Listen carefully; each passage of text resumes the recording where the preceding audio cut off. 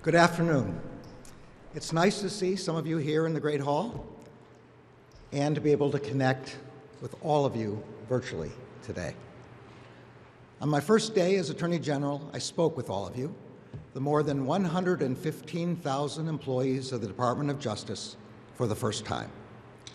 Today, I brought us all together again for two reasons. First and foremost, to thank you. Thank you for the work you have done, not just over the last 10 months, but over the past several years. Work that you have done in the face of unprecedented challenges, ranging from an unprecedented, deadly pandemic to an unprecedented attack on our democracy. Thank you for your service, for your sacrifice, and for your dedication. I am honored to serve alongside you. And second, as we begin a new year, and as we prepare to mark a solemn anniversary tomorrow, it is a fitting time to reaffirm that we at the Department of Justice will do everything in our power to defend the American people and American democracy.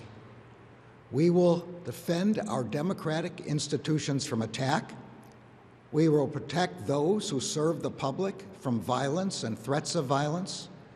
We will protect the cornerstone of our democracy, the right to every eligible citizen to cast a vote that counts. And we will do all of this in a manner that adheres to the rule of law and honors our obligation to protect the civil rights and civil liberties of everyone in this country. Tomorrow will mark the first anniversary of January 6, 2021, the day the United States Capitol was attacked while lawmakers met to affirm the results of a presidential election. In the early afternoon of January 6th, as the United States Senate and House of Representatives were meeting to certify the vote count of the Electoral College, a large crowd gathered outside the Capitol building.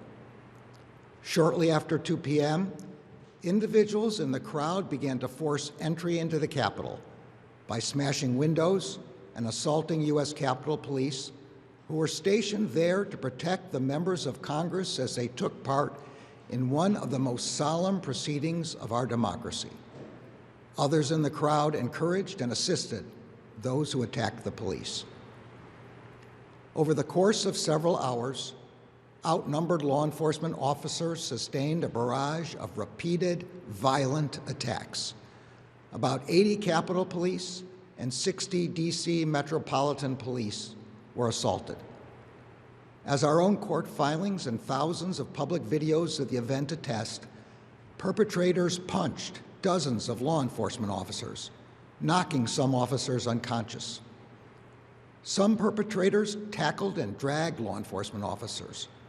Among the many examples of such violence, one officer was crushed in a door, another was dragged down a set of stairs, face down, repeatedly tased and beaten, and suffered a heart attack. Some perpetrators attacked law enforcement officers with chemical agents that burned their eyes and skin, and some assaulted officers with pipes, poles, and other dangerous or deadly weapons. Perpetrators also targeted, assaulted, tackled, and harassed journalists and destroyed their equipment. With increasing numbers of individuals having breached the Capitol, members of the Senate and the House of Representatives, including the President of the Senate, Vice President Mike Pence, had to be evacuated. As a consequence, proceedings in both chambers were disrupted for hours, interfering with a fundamental element of American democracy, the peaceful transfer of power from one administration to the next.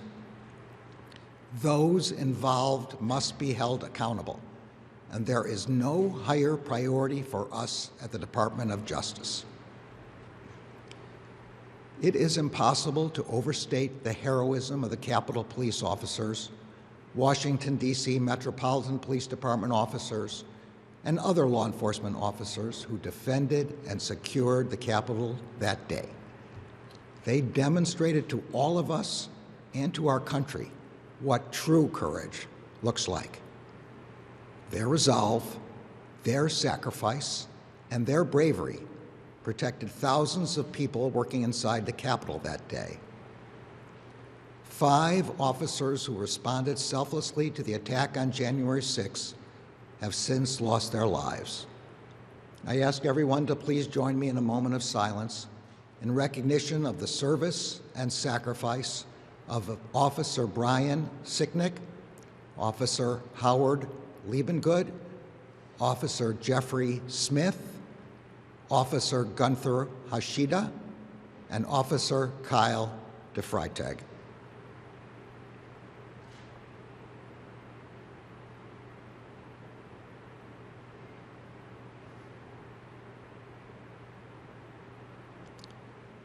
I know I speak for all of us in saying that tomorrow, and in our work in the days ahead, we will not only remember them, we will do everything we can to honor them. In the aftermath of the attack, the Justice Department began its work on what has become one of the largest, most complex, and most resource-intensive investigations in our history. Only a small number of perpetrators were arrested in the tumult of January 6th itself. Every day since, we have worked to identify, investigate, and apprehend defendants from across the country. And we have done so at record speed and scale in the midst of a pandemic during which some grand juries and courtrooms were not able to operate. Led by the U.S. Attorney's Office for the District of Columbia and the FBI's Washington Field Office, DOJ personnel across the department in nearly all 56 field offices, in nearly all 94 United States Attorney's offices, and in many main justice components have worked countless hours to investigate the attack.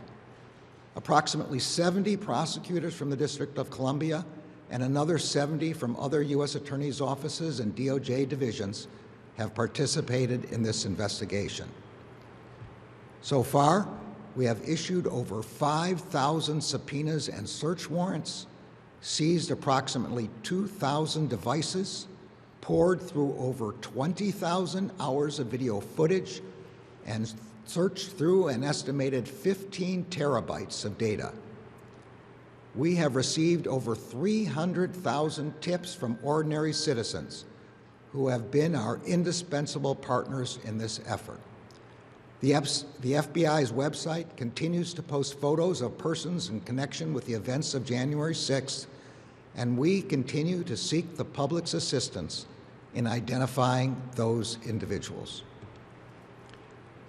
As of today, we have arrested and charged more than 725 defendants in nearly all 50 states and the District of Columbia for their roles in the January 6th attack.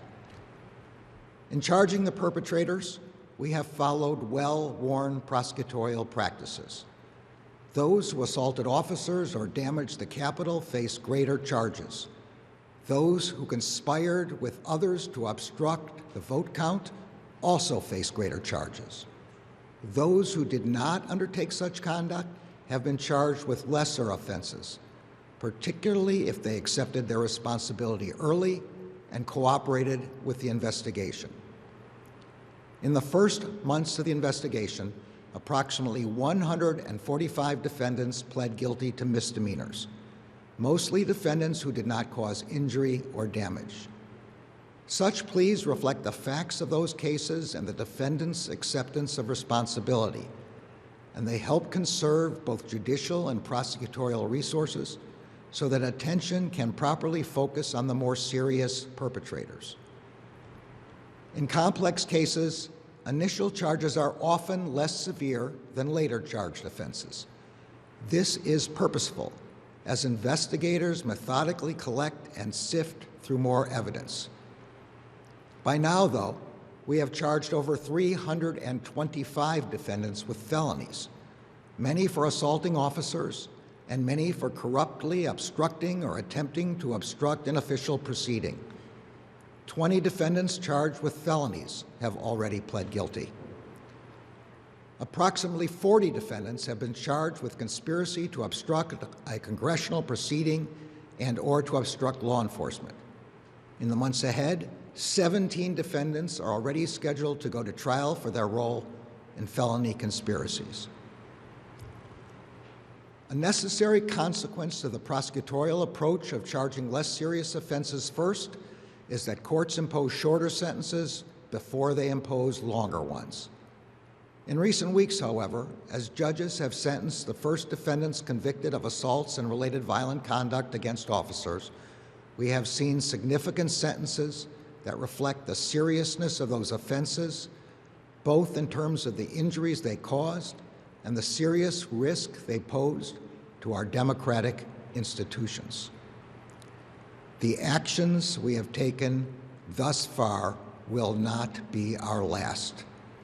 The Justice Department remains committed to holding all January 6 perpetrators at any level accountable under law, whether they were present that day or were otherwise criminally responsible for the assault on our democracy.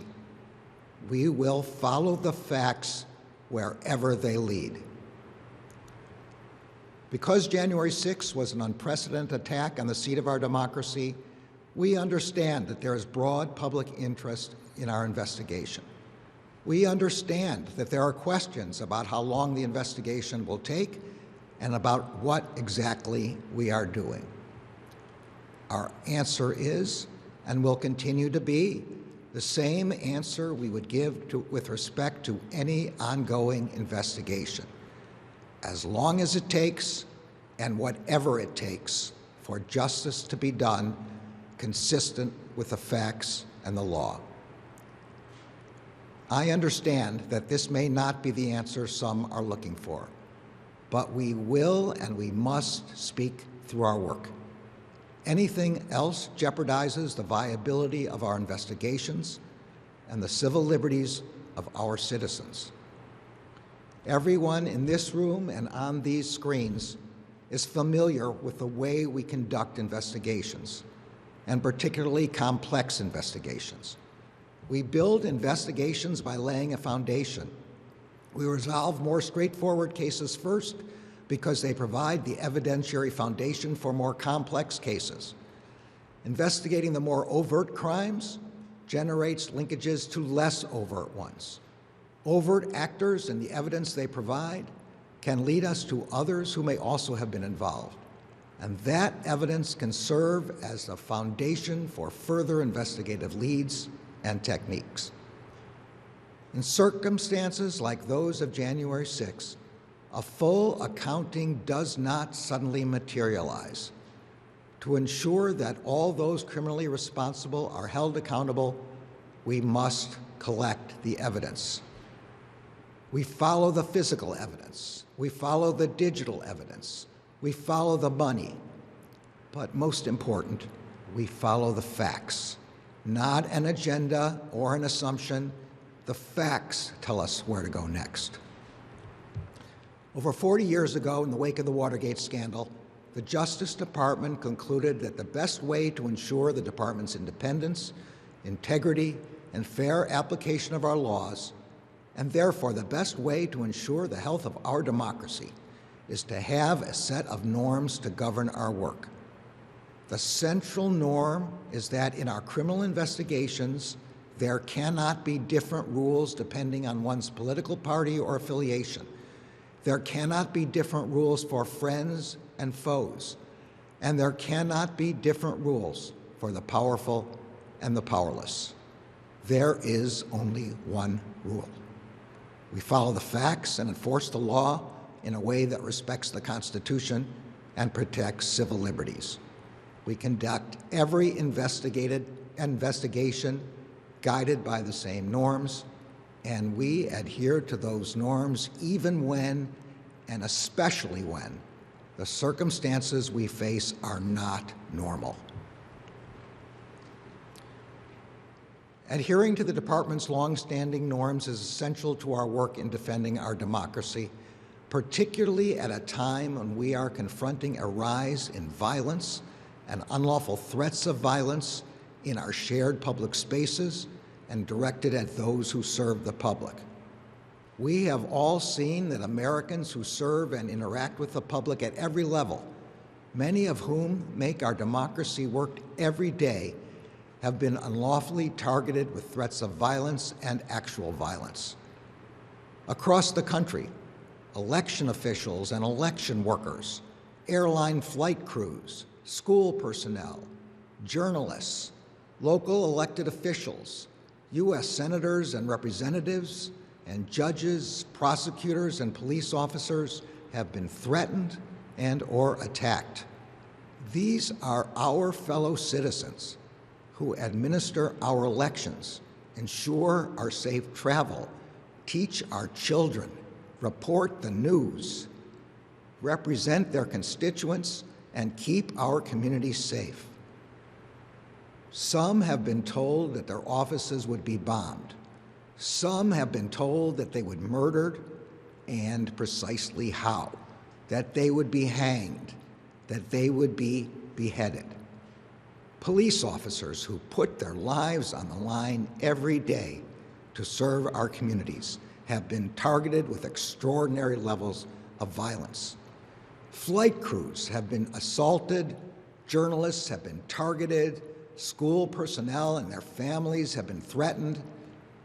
A member of Congress was threatened in a gruesome voicemail that asked if she had ever seen what a .50 caliber shell does to a human head.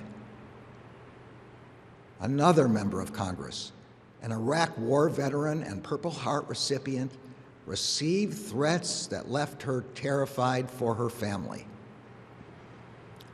And in 2020, a federal judge in New Jersey was targeted by someone who had appeared before her in court. That person compiled information about where the judge and her family lived and went to church. That person found the judge's home, shot and killed her son, and injured her husband. These acts and threats of violence are not associated with any one set of partisan or ideological views, but they are permeating so many parts of our national life that they risk becoming normalized and routine if we do not stop them. That is dangerous for people's safety, and it is deeply dangerous for our democracy. In a democracy, people vote, argue, and debate, often vociferously, in order to achieve the policy outcomes they desire. But in a democracy, people must not employ violence or unlawful threats of violence to affect that outcome. Citizens must not be intimidated from exercising their constitutional rights to free expression and association by such unlawful conduct. The Justice Department will continue to investigate violence and illegal threats of violence, disrupt that violence before it occurs, and hold perpetrators accountable. We have marshaled the resources of the department to address the rising violence and criminal threats of violence against election workers, against flight crews, against school personnel, against journalists, against members of Congress, and against federal agents, prosecutors, and judges. In 2021, the department charged more defendants in criminal threat cases than in any year in at least the last 5. As we do this work, we are guided by our commitment to protect civil liberties, including the First Amendment rights of all citizens. The department has been clear that expressing a political belief or ideology, no matter how vociferously, is not a crime. We do not investigate or prosecute people because of their views. Peacefully expressing a view or ideology, no matter how extreme, is protected by the First Amendment.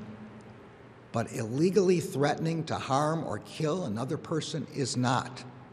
There is no First Amendment right to unlawfully threaten to harm or kill someone.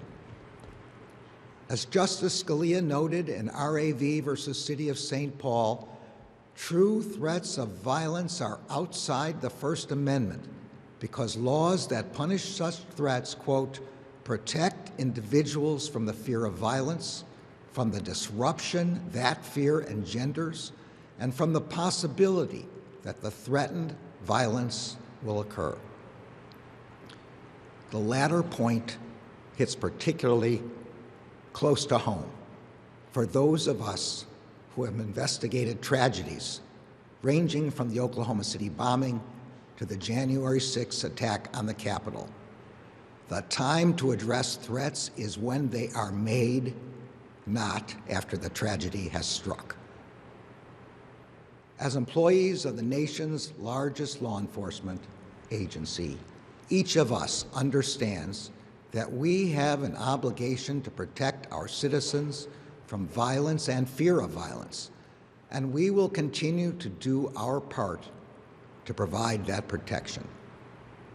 But the Justice Department cannot do it alone.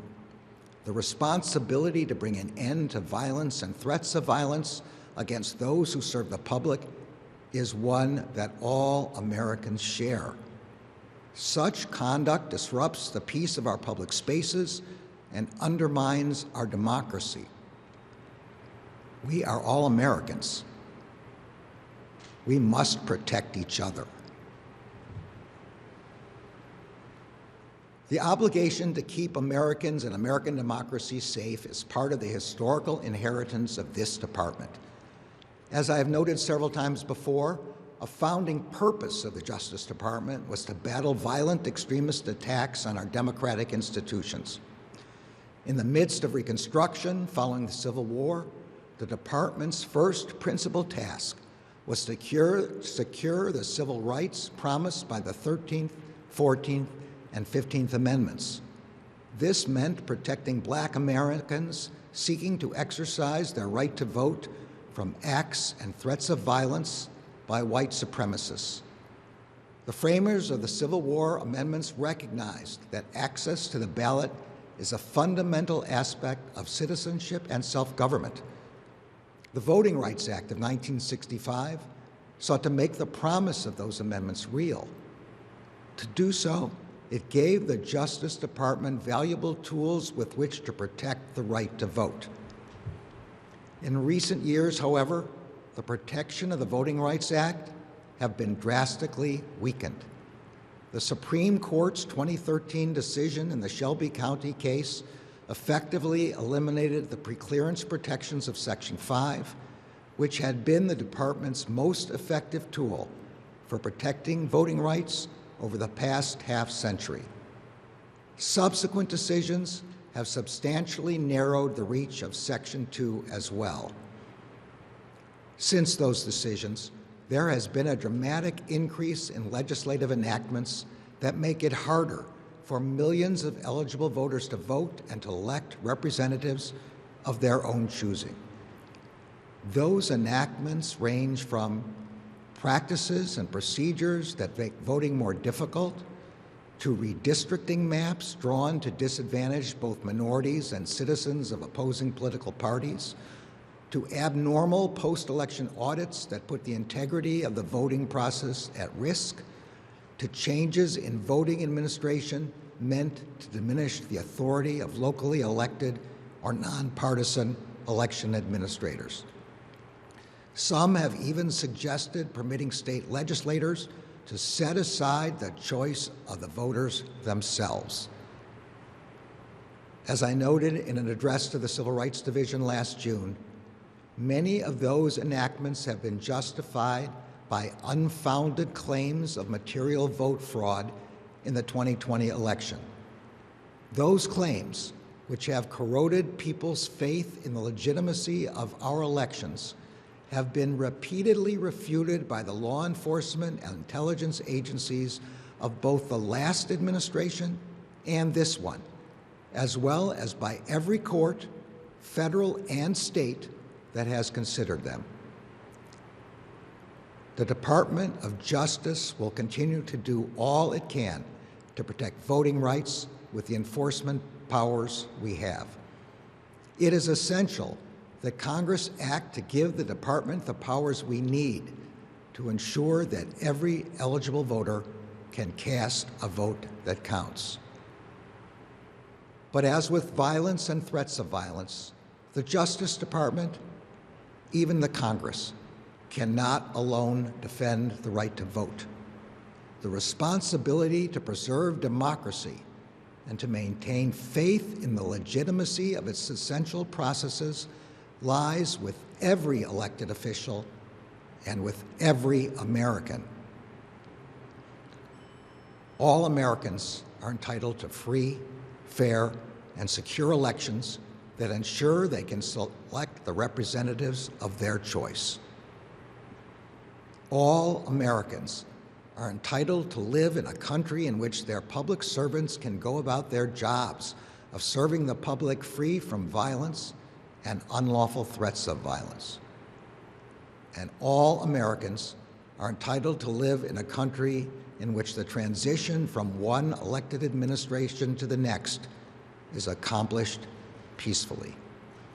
The Justice Department will never stop working to defend the democracy to which all Americans are entitled. As I recognized when I spoke with you all last March, service in the Department of Justice is more than a job and more than an honor. It is a calling. Each of us, you and I, came to work here because we are committed to the rule of law and to seeking equal justice under law. We came to work here because we are committed to ensuring the civil rights and civil liberties of our people. We came to work here because we are committed to protecting our country, as our oath says, from all enemies, foreign and domestic. Together, we will continue to show the American people, by word and by deed, that these are the principles that underlie our work. The challenges that we have faced and that we will continue to face are extraordinarily, but I am moved and humbled by the extraordinary work you do every single day to meet them. I look forward to seeing more of you in person soon and to our continued work together. Thank you all.